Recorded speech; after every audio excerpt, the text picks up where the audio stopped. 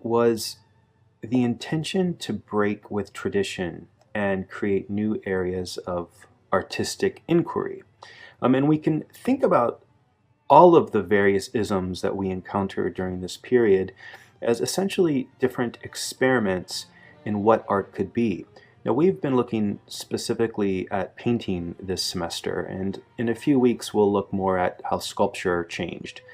But this week we're going to continue to look more or less at paintings and 2D media, and our focus is going to be on the birth of abstraction, specifically pure abstraction, or what we call non-objective abstraction. And we're going to think about how abstraction became this new way or a new language to speak about concerns of the modern world. In our last lecture, we ended with this graphic that looked at the effect of Cubism on art styles that came directly in its wake. And so if we look at this again, what qualities in these paintings make them feel like Cubist paintings? So we might think about their flatness. We might think about their sense of overlapping planes or the facets, right? The Cubist facets we talked about. They all certainly have a sense of fragmentation. They have a kind of visual density to them, a lot packed into a small space. And they all have a sense of what I think of simultaneity. What does that mean? It means that there's a lot going on at once. There's all sorts of actions happening at the same time. And we mentioned last time how this related to a modern concern in the early 20th century to deal with themes of speed and technology that were increasingly parts of elements of the life of early 20th century city dwellers. But what's different about these works from traditional Cubism? Right away, the first thing that should come to your mind is color.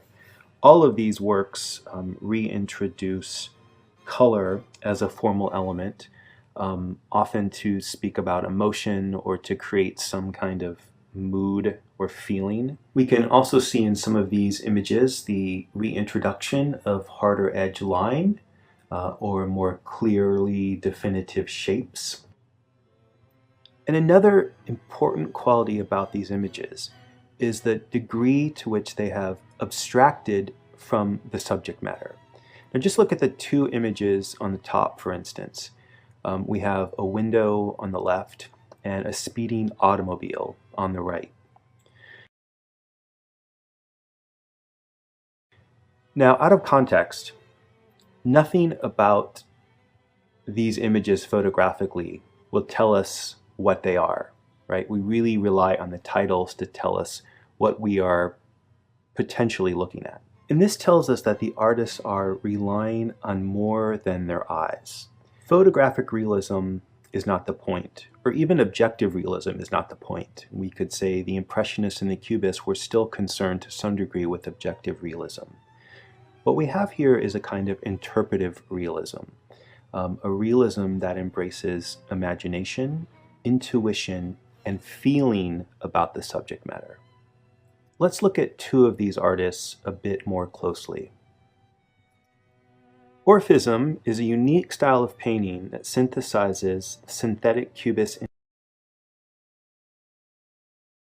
interest in flatness and reduction with Fauvism's interest in arbitrary, active, and expressive color. Orphist painters like Robert Delaunay were interested in reintroducing qualities of joy, lyricism, and sensuality to Cubist painting, and they primarily did this through color. The radiating concentric discs are one of Delaunay's visual trademarks, and they bring qualities of energy, movement, and rhythm to the work.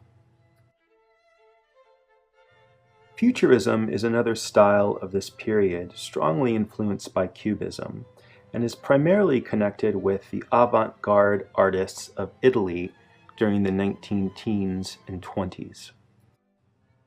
Perhaps more than other artists of this period, The futurists emphasized and glorified themes associated with speed and technology, and they painted and sculpted abstract images of objects in motion such as cars, trains, planes, and motorcycles.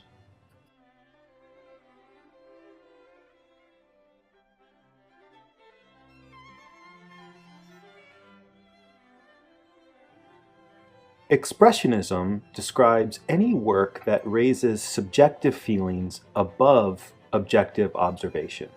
Think of it as the exact opposite of Impressionism, where the artists attempt to render exactly what they see. Rather, Expressionists are concerned with their feelings, their emotions, and their imaginations. We use the term Expressionism now to describe a group of artists working in the early part of the 20th century, many of whom were in Germany or Northern Europe, and who were concerned with a couple different major themes. One had to do with war and the other had to do with spirituality. And we can use these as a sort of a division to look at these two different types of Expressionist artists. First, we can talk about a community of artists who were working during this period who were directly affected by the First World War. A number of artists fought during the war. Among them was the German artist Otto Dix, who was haunted by his experiences and made a series of etchings and prints that depicted the brutality of the war and his anxiety and trauma related to his experiences as a soldier. Kata Kollwitz was a German artist who had lost her son during the First World War. She was primarily a drawer and printmaker who made haunting images on the themes of death and loss. The Austrian artist Egon Schiele was known for his figurative works, including numerous psychological and symbolic self-portraits. Schiele's signature expressive line work renders figures in spare, empty spaces, shown starkly against plain backgrounds. Often presented partially or completely nude, his roughly drawn figures betray an impulse to strip bare, to reveal the naked self, or perhaps even paint himself from the inside out. Like the Impressionists, the Expressionist artists often painted about life in the city. But the figures in these images have changed somewhat from the sort of relaxed scenes of the bourgeoisie hanging out in parks and cafes. Kirchner's figures have been abstracted into these elongated, angular forms. They seem completely self-contained. There is very little interaction between the figures themselves. And you might also notice the eyes in these figures. They're all blacked out, as if each of them are wearing masks. It seems that a sense of novelty or optimism about city life has worn off, and we're left with a sensibility about the city as being much more bleak and forbidding. In contrast with the figurative artists, we can also talk about another group of artists who identified themselves as expressionists, but their work was typified by the more extreme nature of its abstraction and its greater emphasis on pure color, shape, and a more spontaneous, intuitive approach to painting. Vasily Kandinsky was one of a generation of painters in the wake of the First World War to explore a new kind of religious or spiritualized painting and who believed that abstract art could help viewers heal. Kandinsky became interested in a form of painting that had a closer equivalence to the abstract nature of sound or music. And he sought to create color harmonies which would be purifying to the souls of the viewers who regarded them. Kandinsky believed that complete abstraction offered the possibility for profound transcendental expression. His work aspired to communicate a universal sense of spirituality and to create a pictorial language that was only loosely related to the outside world, but expressed volumes about the artist's inner experience. This is a dynamic that will have a profound influence on a later generation of artists in the US specifically, who become known as the abstract expressionists. Speaking of the US, pure abstraction had appeared in American art as early as the 19-teens. From its outset, American artists developed independent styles of abstraction, but several took inspiration from nature. The artist Arthur Dove produced what are known as some of the first purely abstract paintings to come out of America. He referred to his type of abstraction as an extraction, where in essence he extracted the essential forms of a scene from nature.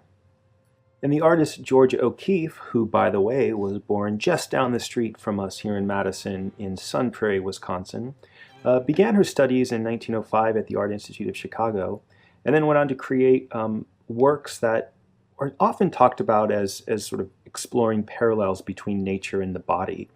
In the 1920s, she revolutionized the tradition of flower painting, and in 1920 made the first of many visits to Santa Fe, New Mexico, where she lived on and off throughout her life, inspired by the unique qualities of forms and colors in the landscapes of the southwestern U.S.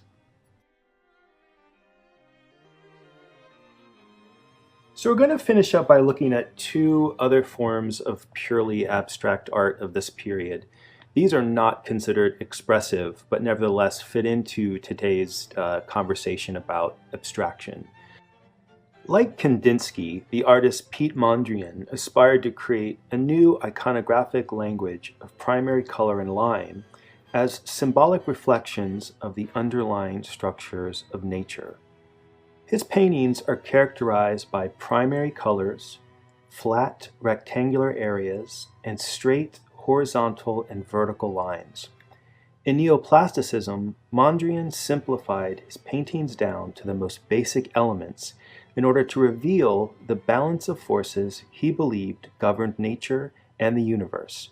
For instance, the forces of symmetry and asymmetry, of order and entropy, of light and dark, or expansion and contraction. Though this work can said to be inspired by nature, these are not landscape paintings in the tradition of, say, the Romanticists or the Impressionists, but rather Mondrian claimed that art should be denaturalized, by which he meant that it must be purely abstract with no representational relation to the external world. For Mondrian, there was no way to represent the natural forces he was interested in by means of rendering. So like Kandinsky, he created his own language of pure form to do this. And like Kandinsky, Mondrian thought that these works could have a healing effect on viewers who looked at them, that they could be used as a kind of iconographic image, that in the process of looking at these images over duration, that the viewer themselves comes into a state of spiritual or emotional balance. So let's finish by looking at the art of suprematism, which is the invention of the Russian avant-garde, and we're primarily going to be looking at the work of the artist Kazimir Malevich. Like neoplasticism, suprematism is recognized by its pure use of geometric forms and its use of primary colors. In suprematists, though, you'll see a greater emphasis on the colors black and red. And generally, there's just an overall clarity and, I would say, obviousness of design, meaning there's no mystery around what you're looking at. You may not understand why the artist is doing it, but there's no question that you're looking at squares or lines. Though Malevich was inspired by the Cubists, he believed that Cubism hadn't taken pictorial abstraction far enough. So he pushes Cubism's planar facets into more clearly articulated floating forms and overlapping lines and shapes set against austere white backgrounds. In the spirit of seeking wholly new visual forms, suprematism gets its name from Malevich's belief that his art would reign supreme, superior to all art of the past, and by being an art of pure feeling or pure concept versus an art of pictorial illusion.